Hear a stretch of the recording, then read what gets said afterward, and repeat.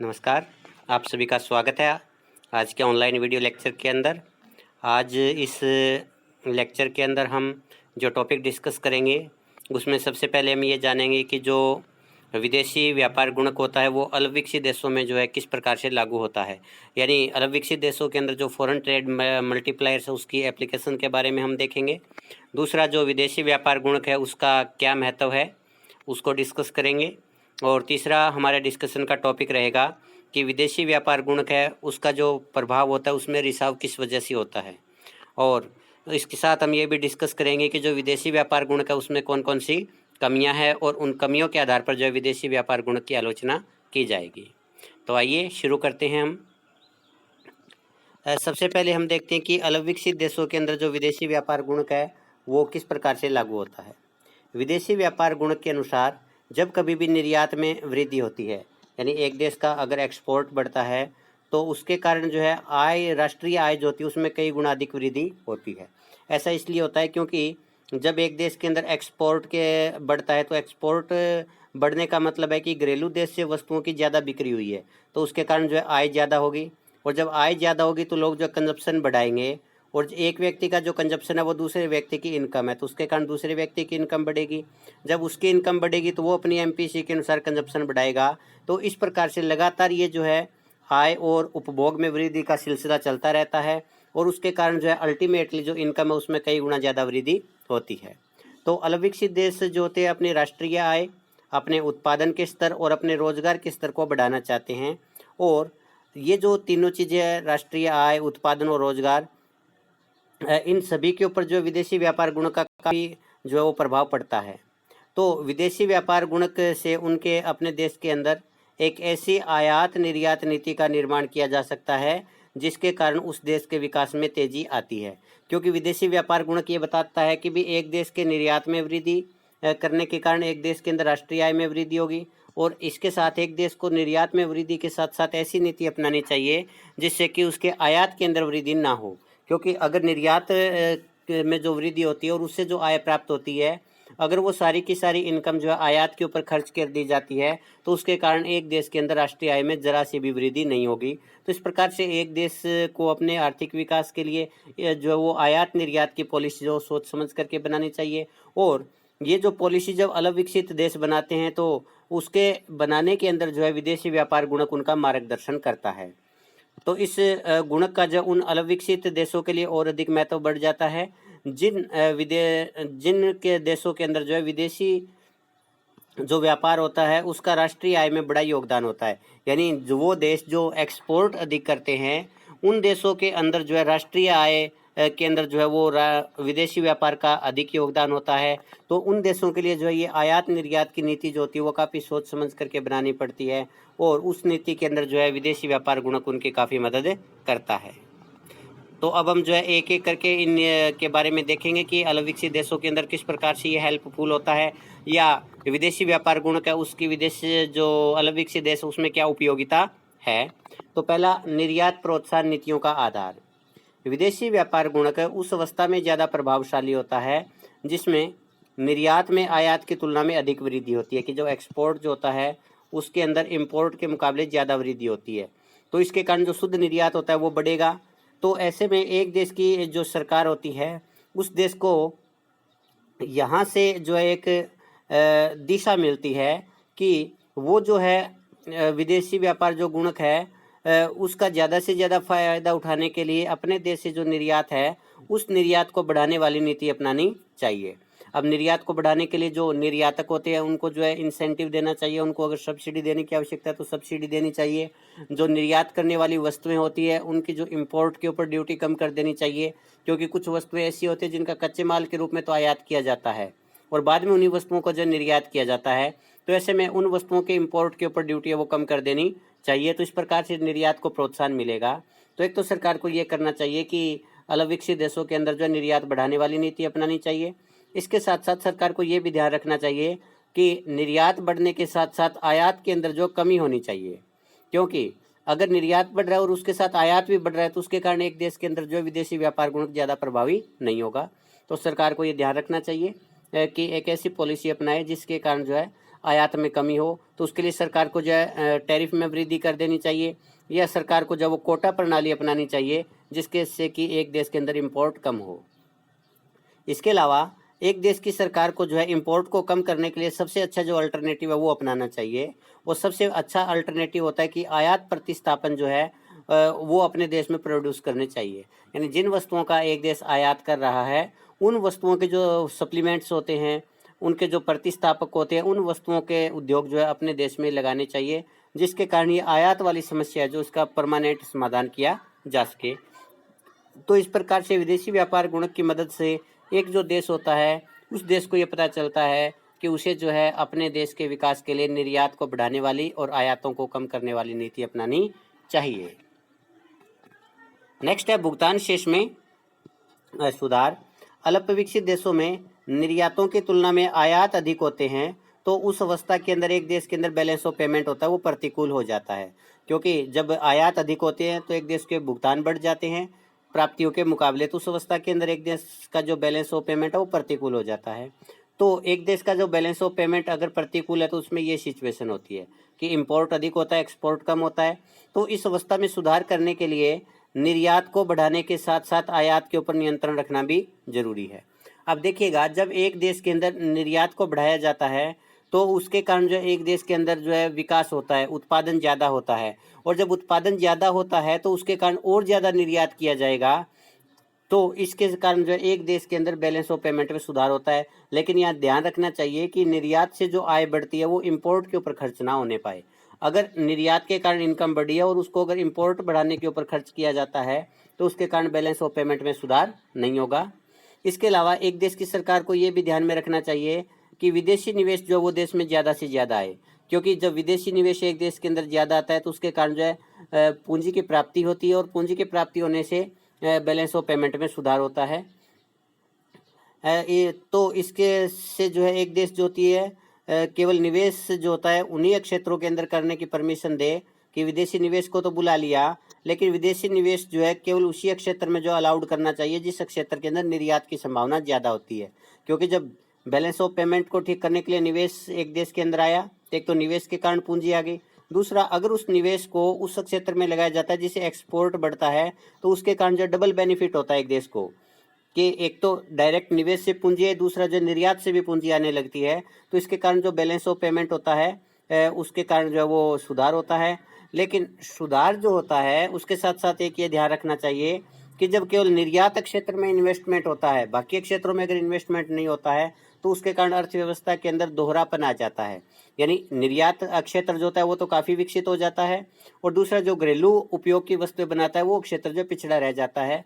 तो इसके कारण एक देश की जो अर्थव्यवस्था उसमें असंतुलन पैदा हो जाता है। तो ये जो इसका थोड़ा ड्रॉबैक भी है, इस तरफ भी जो सरकार को ध्यान रखना चाहिए कि अर्थव्यवस्था में जो है असंतुलन पैदा ना होने पाए, कि कहीं ऐसा ना हो कि हम जो है बाहरी संतुलन को प्राप्त करने के चक्कर में जो घरेलू संतुलन होते हैं उसको खो दें। नेक्स्ट है घरेलू उद्योगों को बढ़ावा देना। विदेशी व्यापार गुणक से पता चलता है कि एक देश को जो है अपने आयात को नियंत्रित करना जरूरी है, क्योंकि विदेशी व्यापार गुणक इस अवधारणा के ऊपर आधारित है कि निर्यात से जो इनकम बढ़ती है उस इनकम का प्रयोग जो है इम्पोर्ट के ऊपर नहीं करना चाहिए। तो इम्पोर्ट एक देश कब नहीं करेगा ये थोड़ा सोचिएगा। एक देश को अपनी घरेलू जरूरतों को पूरा करने के लिए जो है आयात करना आवश्यक है। अब अगर आयात के ऊपर रोक लगाई जाएगी तो घरेलू जरूरतें पूरी नहीं होंगी।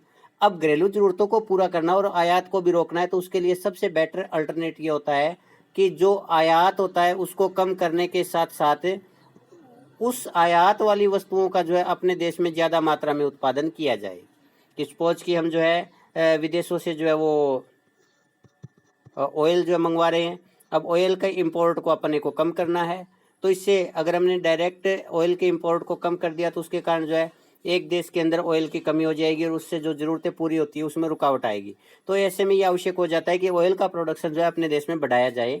तो इसके लिए सरकार जो होती है वो जो घरेलू उद्योग होते हैं उनको अनेक प्रकार की सुविधाएं प्रदान करती है, उनको सब्सिडी देती है, उनके लिए जो है निर्यात की जो सुविधाएं बढ़ाती है, जिसके कारण जो एक तो घरेलू मांग को पूरा करेंगे वो साथ साथ में जो निर्यात को भी बढ़ावा देंगे। तो इस प्रकार से जो सरकार जो ये तरीके अपनाती है कि घरेलू उद्योग जो होते हैं उनको ज़्यादा लोन दिया जाता है, उनके ऊपर जो टैक्स कम लगाया जाता है, उनको सब्सिडी प्रदान की जाती है, उनको जो है आधारभूत सुविधाएं उपलब्ध करवाई जाती है। तो इसके कारण जो है उस देश के अंदर घरेलू उद्योगों को बढ़ावा मिलता है। और इसके अलावा निर्यात को बढ़ावा देने के लिए जो घरेलू उद्योग होते हैं उनको अनेक प्रकार की रियायतें देनी चाहिए कि अगर आप बाहर निर्यात कर रहे हो तो आपको जो सब्सिडी मिलेगी, क्योंकि बाहर निर्यात करने के लिए आवश्यक होता है कि कीमत जो कम्पिटिटिव होनी चाहिए, कि अंतर्राष्ट्रीय बाजार में जो कीमत चल रही है उसी के जो इक्वल या उससे कम कीमत होनी चाहिए।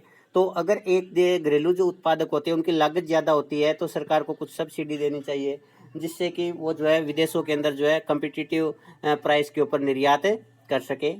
साथ ही अंतर्राष्ट्रीय मांग के अनुसार उत्पादन को करने के लिए प्रोत्साहन करना चाहिए कि जो घरेलू उद्योग होते हैं उनको ये नहीं पता होता कि विदेशों में किस प्रकार की वस्तु की मांग है, तो सरकार को पहले सर्वे करवाना चाहिए। फिर उसके बाद में जो घरेलू उत्पादक होते हैं उनको बताना चाहिए कि विदेशों में इस प्रकार के डिजाइन की, इस प्रकार के ब्रांड की मांग ज़्यादा है, ताकि वो उसी प्रकार का प्रोडक्शन करे। इसके कारण जो निर्यात ज़्यादा होगा। तो इन सब के कारण जो है घरेलू उद्योगों को प्रोत्साहन मिलेगा। तो घरेलू उद्योगों को दोनों तरीकों से जो है बढ़ावा मिल रहा है। एक तो हम आयात को कम कर रहे हैं तो उसकी पूर्ति हम घरेलू उद्योगों से कर रहे हैं, दूसरा हम निर्यात को बढ़ा रहे हैं तो उस निर्यात के बढ़ने के कारण भी एक देश के जो घरेलू उद्योग है उसके अंदर ज़्यादा विकास होता है। नेक्स्ट है विदेशी निवेश को प्रोत्साहन। विदेशी व्यापार गुणक निर्यात का महत्व तो बताता है। इसके लिए एक देश, अलग विकसित देश जो होता है, उसे अपने देश के अंदर विदेशी निवेश को प्रोत्साहन देना चाहिए, क्योंकि एक देश जो होता है अलग विकसित है उसके अंदर इतनी पूंजी नहीं होती कि वो जो है इतना ज़्यादा प्रोडक्शन कर सके कि उसका निर्यात बढ़े। तो इसके लिए एक देश को जो है दूसरे देशों से निवेश को इन्वाइट करना चाहिए। अब जब एक देश के अंदर निवेश आता है तो ये एक प्रकार से पूंजी एक देश के अंदर आ रही है। जब एक देश के अंदर निवेश के कारण पूंजी आएगी तो वो जो एक प्रकार से जो है निर्यात का ही हिस्सा होगा, तो इस प्रकार से निर्यात के समान होगा। इसके कारण देश में जो आयात होने वाली वस्तुएं हैं उनका प्रोडक्शन होने लगेगा, कि जो विदेशी अपने देश के अंदर जब इन्वेस्टमेंट करेंगे तो वो ऐसी वस्तुओं के क्षेत्र के अंदर भी इन्वेस्टमेंट कर सकते हैं जिनका हम पहले आयात करते थे। तो एक तो इसका जो निवेश आया उसके कारण जो है पूंजी की प्राप्ति यानी निर्यात वाला पार्ट बढ़ा। दूसरा, इसके कारण जो है एक देश के अंदर आयात प्रतिस्थापन उद्योगों की स्थापना होने से आयात में कमी आती है। तो इसका जो है डबल बेनिफिट जो है मिलता है। इसलिए एक देश की सरकार को जो है निवेश गुणक के माध्यम से पता चलता है कि अगर एक देश के अंदर पूंजी आती है, बेशक वो जो है विदेशी निवेश के माध्यम से आए, तो उसके कारण एक देश की अर्थव्यवस्था के अंदर आय में कई गुना ज़्यादा वृद्धि होती है। लेकिन ये जो डायरेक्ट फॉरेन डायरेक्ट इन्वेस्टमेंट होता है FDI, इसका नुकसान ये है कि ये केवल निर्यात उद्योगों के विकास के ऊपर ही ज़्यादा फोकस करते हैं, क्योंकि उनको पता है अलग विकसित देश है, उस देश के अंदर इतनी ज़्यादा मांग नहीं है क्योंकि वहाँ इनकम का लेवल कम है, तो वो जो है सारा का सारा अपना उत्पादन जो है वो कर पाए, जो खपा पाए वहाँ पर। दूसरा, अलग विकसित देश जो होते हैं उनमें इनकम का स्तर कम होने के कारण वहाँ के लोग ज़्यादा कीमत देने को भी तैयार नहीं होते हैं, तो वो उन वस्तुओं का प्रोडक्शन जो है नहीं करते विदेशी निवेशक। वो उन वस्तुओं का प्रोडक्शन करते हैं जिनकी विदेशों में ज़्यादा मांग होती है ताकि वो ऊंची कीमत प्राप्त कर सके। तो इसके कारण वो जो होते हैं ज़्यादातर विलासिता की वस्तुओं का प्रोडक्शन करते हैं तो उनका निर्यात करते हैं। तो इसके कारण एक देश को नुकसान होता है कि जो लाभ होता है वो देश से बाहर चला जाता है, क्योंकि विदेशी निवेशक होते हैं वो विदेशों से आते हैं और जो प्रॉफिट होता है वो अपने साथ लेकर के चले जाते हैं। तो इसका जो ये एक ड्रॉबैक है। अगर इससे जो लाभ हो रहा है विदेशी निवेश से, अगर उसका वापस उसी देश में इन्वेस्टमेंट कर दिया जाता है तो फिर ये एक देश के लिए एक बहुत ही जो बूस्टिंग चीज़ हो सकती है। इसके बाद है विदेशी व्यापार गुणक का महत्व। विदेशी व्यापार गुणक जो होता है एक देश के उत्पादन के स्तर को प्रभावित करता है, एक देश में आय के स्तर को प्रभावित करता है, एक देश में रोजगार के ऊपर इसका प्रभाव पड़ता है और एक देश के बैलेंस ऑफ पेमेंट के ऊपर भी जो विदेशी व्यापार गुणक का प्रभाव पड़ता है। तो इस प्रकार से विदेशी व्यापार गुणक जो होता है वो एक देश की अर्थव्यवस्था के अंदर काफ़ी महत्वपूर्ण स्थान रखता है। तो विदेशी व्यापार का जो विदेशी व्यापार गुणक है उसका जो महत्व है उसको अब हम जो है एक एक करके पॉइंट वाइज डिस्कस करते हैं। सबसे पहले निर्यात और आयातों के प्रभाव के बारे में हमें जानकारी देता है। विदेशी व्यापार गुणक ये कहता है कि जब कभी भी एक देश के अंदर निर्यात में वृद्धि होती है तो निर्यात के कारण एक देश की जो इनकम होती है उसके अंदर काफ़ी ज़्यादा वृद्धि होती है। तो इस प्रकार से जो निर्यात वृद्धि होती है उसका एक देश की अर्थव्यवस्था के ऊपर धनात्मक प्रभाव पड़ता है, उसके कारण एक देश की आय, उत्पादन तथा रोजगार के स्तर में वृद्धि होती है। इसके विपरीत अगर एक देश के अंदर आयात वृद्धि ज़्यादा है तो आयात के बढ़ने के कारण जो है विदेशी व्यापार गुणक जो है वो प्रतिकूल रूप से सक्रिय होता है। कि विदेशी व्यापार गुणक जो होता है, अगर निर्यात में वृद्धि होती है तो आय में कई गुना ज़्यादा वृद्धि करेगा, अगर आयात में वृद्धि होती है तो उसके कारण आय में कई गुना ज़्यादा कमी करता है। तो जब आयात में वृद्धि होती है तो उसके कारण जो होता है एक देश की जो अर्थव्यवस्था है उसके ऊपर ऋणात्मक प्रभाव पड़ता है। उसके अंदर जो वो राष्ट्रीय आय में कई गुना ज़्यादा कमी होती है, उत्पादन तथा रोजगार के स्तर में भी कई गुना ज़्यादा कमी दिखाई दे जो है वो देती है। तो इस प्रकार से विदेशी व्यापार गुणक जो होता है उससे पता चलता है कि एक देश की सरकार को जो है ऐसी नीति अपनानी चाहिए जिसके कारण निर्यात को प्रोत्साहन मिले तथा आयात में कमी हो। नेक्स्ट है स्फीतिक प्रभाव। जब एक देश के अंदर जो निर्यात बढ़ता है, एक्सपोर्ट बढ़ा, एक्सपोर्ट के कारण जो फॉरेन ट्रेड मल्टीप्लायर है उसके कारण जो है आय में कई गुना ज़्यादा वृद्धि होगी, और जब इनकम में कई गुना ज़्यादा वृद्धि होती है तो उसके कारण जो है डिमांड बढ़ती है, क्योंकि इस विदेशी व्यापार गुणक के कारण लोगों की क्रय शक्ति बढ़ गई, एक देश की अर्थव्यवस्था के अंदर मुद्रा की मात्रा बढ़ गई। इन सब के कारण जो है एक देश के अंदर जो डिमांड बढ़ती है, और जब डिमांड बढ़ती है एक देश के अंदर तो उसके कारण जो है कीमत में वृद्धि होने लगती है, और जब कीमत में वृद्धि होती है तो उसके कारण एक देश के अंदर जो स्फीतिक प्रभाव देखने को मिलता है। तो इस प्रकार से एक देश की सरकार को ये भी ध्यान में रखना चाहिए कि विदेशी व्यापार गुणक जो होता है वो एक देश के अंदर जो कीमत स्तर को भी प्रभावित करता है। तो ऐसी पॉलिसी अपनानी चाहिए जिसके कारण जो है विदेशी व्यापार गुणक के कारण जो कीमतों में वृद्धि ना होने पाए। नेक्स्ट होता है राष्ट्रीय आय वृद्धि। निर्यात के बढ़ने के कारण विदेशी व्यापार गुणक के अनुसार राष्ट्रीय आय में जो है कई गुना ज़्यादा वृद्धि होती है। तो विदेशी व्यापार गुणक से हमें जो है ये जो विदेशी व्यापार गुणक के कारण जो वृद्धि है उसकी प्रक्रिया के बारे में हमें जानकारी मिलती है। तो वो कैसे होती है वो देखिएगा। एक्सपोर्ट बढ़ा, एक्सपोर्ट बढ़ने के कारण जो है इनकम में वृद्धि हुई। अब जब इनकम में वृद्धि हुई तो उसके कारण जो है लोग अपनी एमपीसी के अनुसार कंजप्शन बढ़ाएंगे, और एक व्यक्ति का जो कंजप्शन है वो दूसरे की इनकम है। तो जब मान लीजिए कि ए व्यक्ति की इनकम बढ़ी, उसने अपना कंजप्शन बढ़ाया, और जब उसने कंजप्शन किया, उपभोग किया, तो उसने जो है बी से वस्तुएं और सेवाएं खरीदी, तो बी की इनकम बढ़ी। अब बी की इनकम बढ़ेगी तो बी जो है अपनी एमपीसी के अनुसार कंजप्शन करेगा, उसके कारण जो किसी अन्य व्यक्ति की इनकम बढ़ेगी। तो इस प्रकार से अर्थव्यवस्था के अंदर राष्ट्रीय आय में किस प्रकार से विदेशी व्यापार गुणक के अंदर जो है निर्यात में वृद्धि के कारण राष्ट्रीय आय में कई गुना ज्यादा वृद्धि होती है, उस प्रक्रिया के बारे में हमें पता चलता है। नेक्स्ट है उत्पादन और रोजगार में वृद्धि। जब एक देश के अंदर राष्ट्रीय आय में वृद्धि होती है तो राष्ट्रीय आय में वृद्धि के कारण जो है मांग बढ़ती है, और जब मांग के अंदर वृद्धि होगी तो उसके कारण जो है जो आय होती है उसके दो हिस्से होते हैं, एक तो कंजप्शन और दूसरा जो होता है सेविंग। तो एक व्यक्ति की एक तरफ जो डिमांड बढ़ रही है कंजप्शन बढ़ने के कारण, दूसरी तरफ जो धीरे धीरे बचत में भी वृद्धि होती है। तो अब इस मांग को पूरा करने के लिए जो है नए निवेश की आवश्यकता होती है।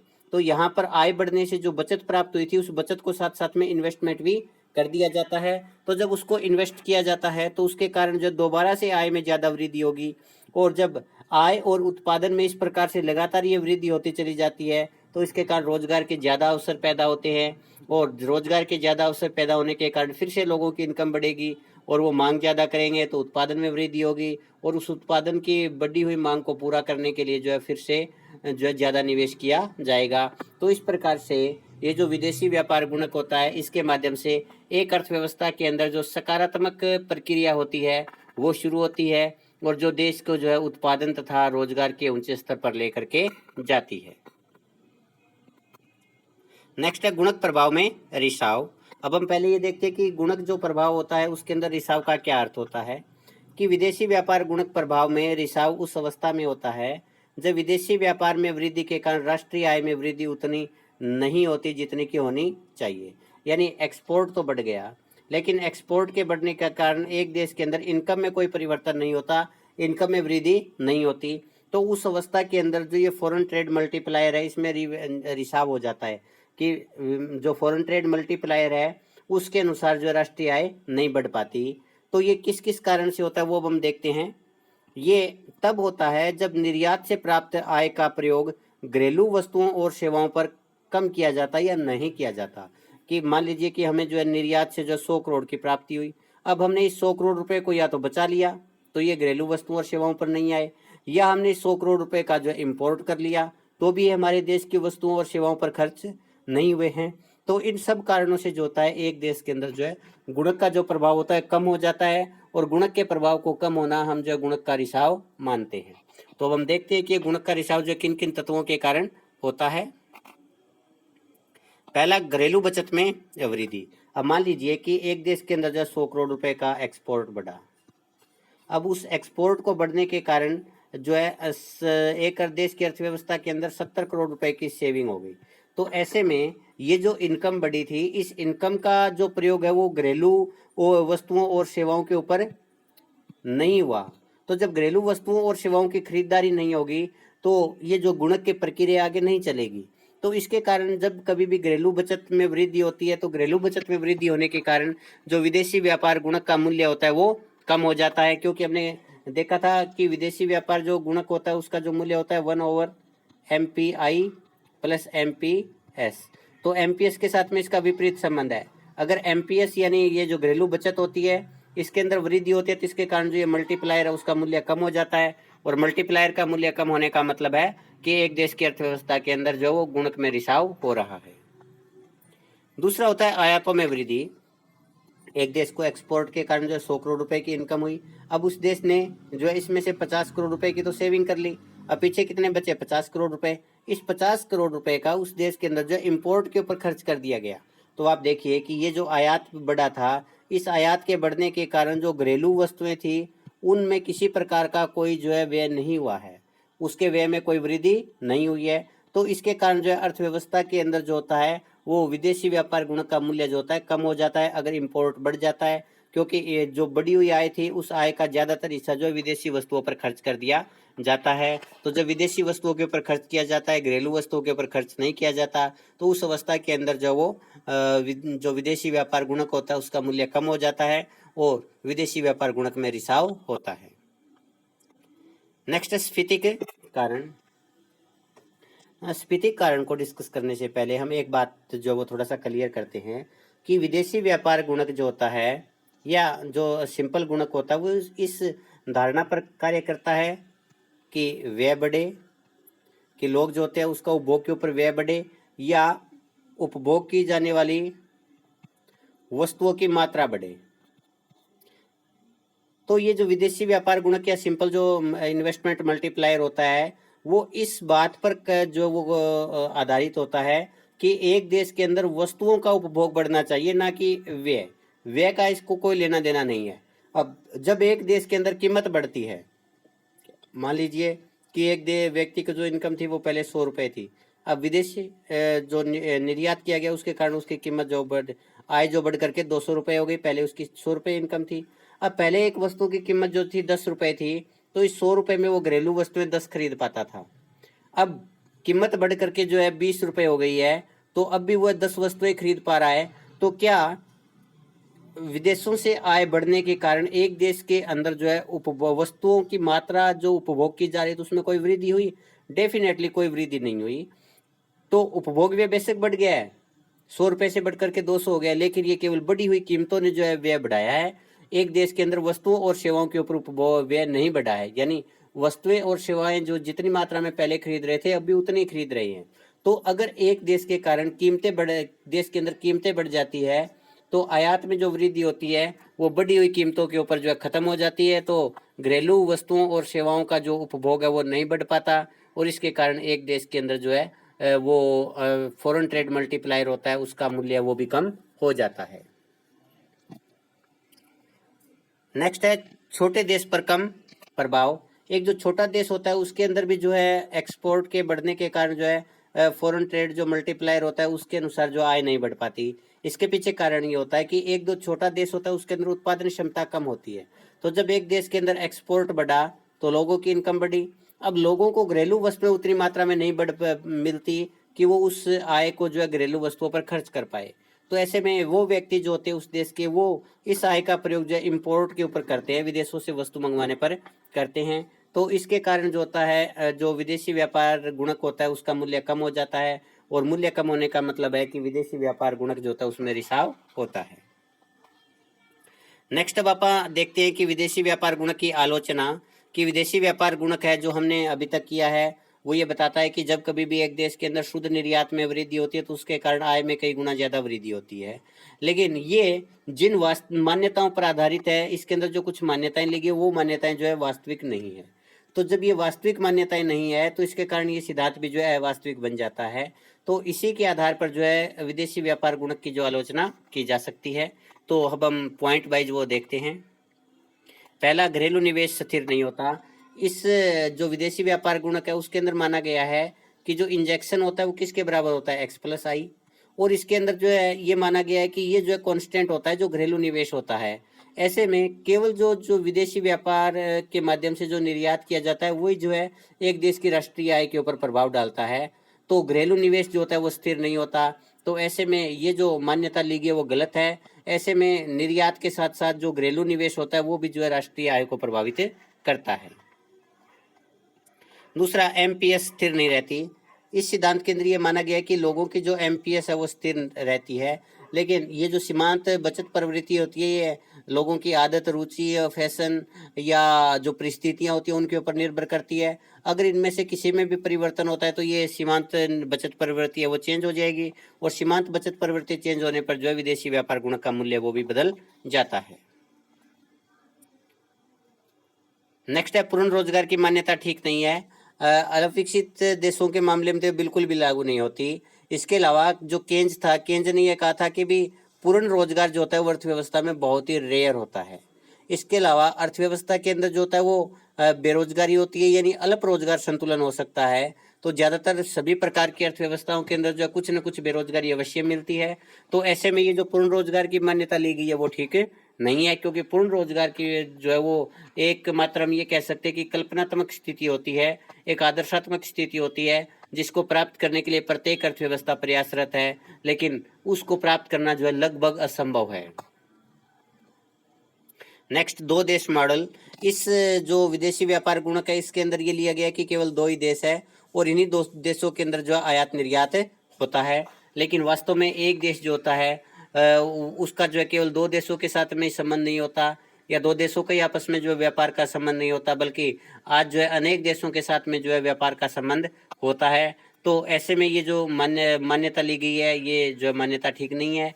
ये जो है मॉडल को बहुत ही सरल बनाने के लिए ली गई है, जो कि इस मॉडल को जो है अवास्तविक भी बनाती है। नेक्स्ट, समय अंतराल की व्याख्या नहीं की गई है। इसके अंदर ये तो कहा गया है कि जब कभी भी एक्सपोर्ट बढ़ेगा तो इम्पोर्ट आय में कई गुना ज़्यादा वृद्धि होगी, लेकिन ये नहीं बताया गया कि इस वृद्धि की अवधि क्या होगी, कि कितने समय के बाद ये जो निर्यात में परिवर्तन हुआ ये जो है आय में अंतिम रूप से वृद्धि कर देगा। इसकी अवधि क्या रहेगी, क्या क्या जो इसका अंतराल रहेगा, इसके बारे में जो इस सिद्धांत के अंदर कोई व्याख्या नहीं की गई है। नेक्स्ट, स्वतंत्र व्यापार की गलत मान्यता। इस सिद्धांत के अंदर जो ये कहा गया है कि एक देश का ना तो एक्सपोर्ट के ऊपर कोई प्रतिबंध होता है और ना ही जो है इंपोर्ट के ऊपर कोई प्रतिबंध होता है, यानी एक्सपोर्ट जितना चाहे उतना बढ़ा सकते हैं, इंपोर्ट जितना चाहे उतना बढ़ाया जा सकता है। लेकिन वास्तव में देखा जाए तो आज कोई भी देश ऐसा नहीं है जो अपने व्यापार को नियंत्रित ना करता हो। टैरिफ है, कोटा है, या अन्य जो तरीके होते हैं उन सभी तरीकों का प्रयोग जो एक देश की सरकार करती है और उसके माध्यम से जो है निर्यात आयात को प्रभावित करती है। तो इस प्रकार से आयात और निर्यात स्वतंत्र नहीं होते। सरकारी व्यय स्थिर नहीं रहता। इस मॉडल के अंदर ये भी माना गया है कि गवर्नमेंट एक्सपेंडिचर के अंदर कोई परिवर्तन नहीं होता, लेकिन लगातार जो है सरकारी व्यय में वृद्धि होती जा रही है, और सरकारी व्यय में वृद्धि होने के कारण जो है राष्ट्रीय आय में वृद्धि जो है विदेशी व्यापार गुणक के बजाय कई गुना ज़्यादा और बढ़ जाती है। तो इस प्रकार से सरकारी व्यय की स्थिरता की जो मान्यता ली गई है वो सही नहीं है। मूल्यांकन। अभी तक हमने जो टॉपिक किया है इस टॉपिक में जो है कितनी कुछ अंडरस्टैंडिंग आपकी बनी है इस टॉपिक को लेकर के, वो जो आप इन क्वेश्चन के जवाब दे करके पता कर सकते हो। पहला, विदेशी व्यापार गुणक अल्प विकसित देशों के लिए क्यों उपयोगी है, यानी विदेशी व्यापार गुणक की जो एप्लीकेशन है या इसकी उपयोगिता है वो अल्प विकसित देशों के लिए क्यों है। दूसरा, विदेशी व्यापार का क्या महत्व है। तीसरा, विदेशी व्यापार गुणक में रिसाव किस वजह से होता है। और चौथा क्वेश्चन है कि विदेशी व्यापार गुणक में क्या कमियां हैं, यानी विदेशी व्यापार गुणक की जो आलोचनाएं हैं वो इसकी कमियां हैं। तो इसी के साथ अपना ये टॉपिक समाप्त होता है। धन्यवाद।